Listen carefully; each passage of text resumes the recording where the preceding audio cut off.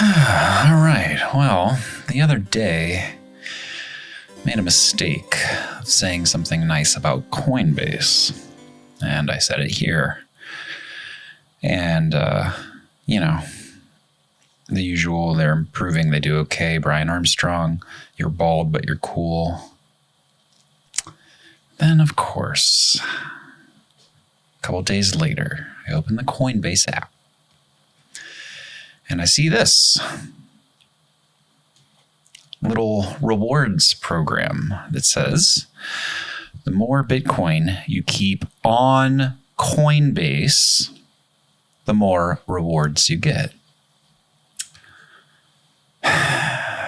Come on, guys. You made a wallet. You started as Bitcoiners. You understand the proposition of self-custody. And you start thinking, Coinbase is the custodian for IBIT, for BlackRock, for Sailor. Then what does that tell you?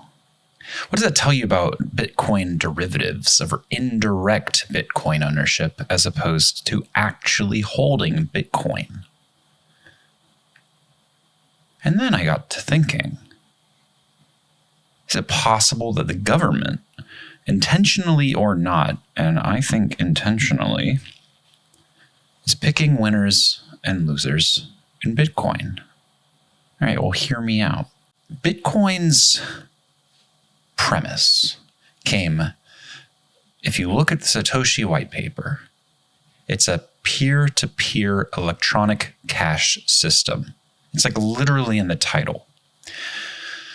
The idea was that you hold your own money. You can be your own bank. You don't need an actual third-party bank. You don't even necessarily need an exchange, although that's helpful. That's a market maker, right? The world has plenty of middlemen, and not all middlemen are bad. But if you want to own it, now you can. That can keep you from being debanked. One of the big problems we've seen. Trump got debanked. Nigel Farage in the UK got debanked. Jack Mallers most recently got debanked. BlackRock, they're not getting debanked. The people who hold their Bitcoin on Coinbase pose a new risk. I was just looking recently and comparing. 2025 was a year of indirect Bitcoin ownership or derivative Bitcoin ownership. 5x what you see for daily trading on chain was being done in the derivatives market. And that's an estimate, and I used AI to help me find that value by combing through some data. And I'm going to post those here. You know, self-custody, I mean, it's not some advanced trick. It takes a little bit of effort. Yes, it's a little scary. And exchanges are, like I said, they're an efficiency. Having a market maker is a true efficiency. You visit, you do your business, and leave. Some people compare it to public restrooms. That's fine. But do you live? Do you camp out? Do you stay? Do you vacation in the public restroom? No, you don't. No sane person would ever want to do that. So why did this bother me? This incentivizing, keeping your coins on Coinbase. Well, it's just, now they're just saying it is the thing. It's just here. We want you to keep your coins here. We don't want you to move your coins off of Coinbase. And it doesn't matter now that FTX has collapsed and Mt. Gox has collapsed. You should trust us. Trust us, bro. Well, like, Bitcoin is supposed to be this zero trust technology that doesn't require that. And yet Coinbase is violating that principle too. So which principles of Bitcoin are Coinbase now in violation of? They're in violation of privacy. They're in violation of self-custody. Once you get rid of privacy, it gets rid of the censorship resistance of Bitcoin to a certain degree. It gets rid of permissionlessness. I mean, it doesn't change the supply, the fixed cap, 21 million coins. So we'll always have that. We'll always have Paris. And Paris is good. Still Paris, you still have an Eiffel Tower. You can still, get your selfie. But wouldn't it be nice if you could just relax at a cafe and, I don't know, eat a croissant or whatever you do? I haven't been. But couldn't it be nice to actually experience real Paris, not just this like fake French half-assed imitation? In Coinbase, they're not evil necessarily, though they may be run by Lex Luthor. They're kind of doing what a corporation would just do, aligning their incentives with revenue. The more holding they have, the more they basically have assets that they're responsible for. But then you could just do a run on the bank. Like the rehypothecation risk is so real. If you don't know what rehypothecation is, it's basically the very premise of a bank. You put your money in, and if you've seen It's a Wonderful Life, you get it. If there's a run on the bank, everybody wants their money at the same time. Or you can't do that because it's in John's house. And I used to be able to do a better Jimmy Stewart. It's been too long. You didn't expect me to do voices on this podcast, but that might be a thing. Try and stop me. And here's where it gets really dark, though. Because, okay, so Coinbase is doing that. And say what you will about it, okay. They can hoover up your Bitcoin. They can have the rewards. You at least get something for your sacrifice. So, hey, what really is the big deal? But then what about the Samourai wallet developers? The ones that the courts during this administration continued the Biden prosecutions and gave 4 and 5 years in federal prison to those developers, the maximum sentence they were seeking. And this was non-custodial software. So these people never actually held your Bitcoin, your money, couldn't touch it if they wanted to, didn't know who was doing it. And you know what? I'll throw out to the Tornado Cash developers. Same treatment, same accusations. They got hit with being a money transmitter. And here's a really funny thing. So that's the government calling Bitcoin effectively money. And yeah, they'll do this whole thing of, well, it's only money in certain contexts. It has the value of money, blah, blah, blah, blah, blah. Whatever. Funny thing is the government is treating these people like cartel bankers for writing open source privacy code. And the custodians, the big platforms, the Coinbases, they get regulatory blessing. Sweetheart product lanes, glossy UX. Literally, the Strategic Bitcoin Reserve, the SPR, if it models it the same way as IBIT, the BlackRock ETF, then the custody solution for Bitcoin will be Coinbase. Well, I think the US might be nice to them then if they literally are responsible for the custody of this asset that is our one chance to get out of the $38 trillion of debt that we have found ourselves in. Doesn't it seem corrupt? Someone recently said something, can't remember who it was, shout out to whoever. I think it might have been Jordy Visser or Natalie Brunell. They just had a conversation. Check it out, by the way. It's fantastic. But whoever it was, they were talking about the pitchfork standard. Inflation, surveillance, friction on your finances. It all creeps upwards until you get mad, until the people get like a network with Howard Beale. And they say, I'm not going to take it anymore. And you grab your pitchfork. It's It's the boiling frog principle, basically, where you're kept just uncomfortable enough that you don't object. You're still compliant, and you never actually spark that reaction. And you know what? Bitcoin's kind of falling into this too.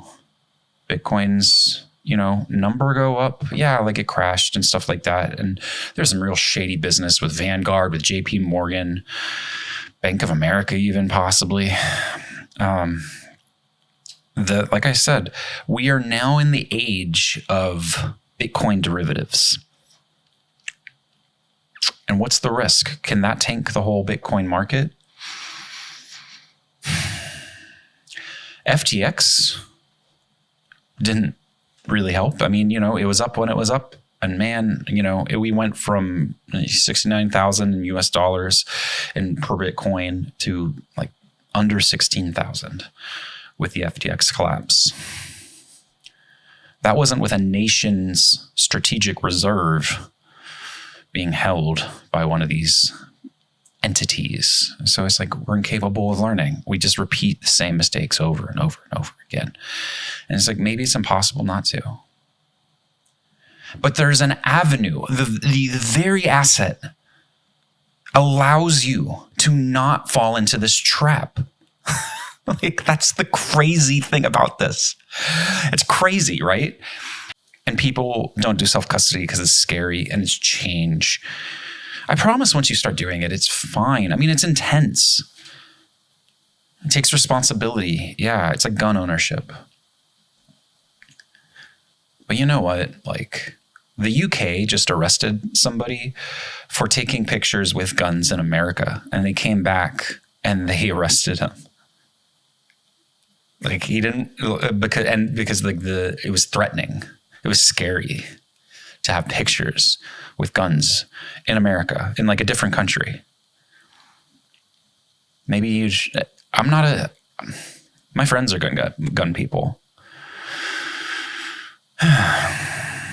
Don't surrender these things casually. It will be a mistake. I don't trust the courts in these matters. I don't trust that they understand the technology. I don't know that every judge is corrupt. I'm not necessarily making that claim. But the system that we're dealing with, these judges studied law. They are not technologists. They have conflicting incentives. They treat precedent as a weapon instead of a compass. The constitutionality of these things, I mean, they over-regulate, I think. IRS says Bitcoin's property. Perseverance Privacy Solutions loves the IRS. They're great. We think that they're the best ever, and we definitely don't think that they're a terrible, corrupt, evil agency that has ruined the lives of many American citizens who are otherwise law-abiding. They don't do that, I'm saying. Perseverance Privacy Solutions says, hey, we totally trust the IRS. Truth be told, we're not even money transmitters, and if they ever come for us, we are assessing privacy. We are not enabling action.